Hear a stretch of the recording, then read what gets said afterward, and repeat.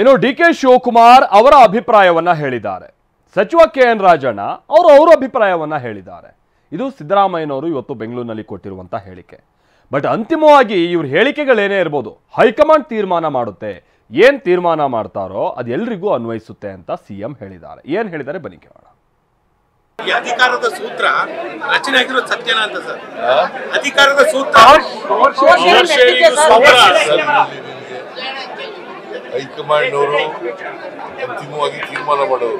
ಅವ್ರು ಏನ್ ತೀರ್ಮಾನ ಮಾಡ್ತಾರೆ ಅದು ಅಪ್ಲಿಕಬಲ್ ಟು ಆಲ್. ಹೈಕಮಾಂಡ್ ಅವರು ಅಂತಿಮವಾಗಿ ತೀರ್ಮಾನ ಮಾಡೋರು. ಅವ್ರು ಏನ್ ತೀರ್ಮಾನ ಮಾಡ್ತಾರೆ ಅದು ಅಪ್ಲಿಕಬಲ್ ಟು ಆಲ್. ಅದ್ರ ಬಗ್ಗೆ ನಾನು ಕಾಂಟ್ರವರ್ಸಿ ಮಾತಾಡಕ್ ಹೋಗಲ್ಲ. ಅವರ ಅಭಿಪ್ರಾಯಗಳನ್ನೇ ಹೇಳಿದ್ದಾರೆ. ಡಿ.ಕೆ. ಶಿವಕುಮಾರ್ ಅವರ ಅಭಿಪ್ರಾಯ ಹೇಳಿದ್ದಾರೆ, ರಾಜಣ್ಣ ಅವರ ಅಭಿಪ್ರಾಯ ಹೇಳಿದ್ದಾರೆ.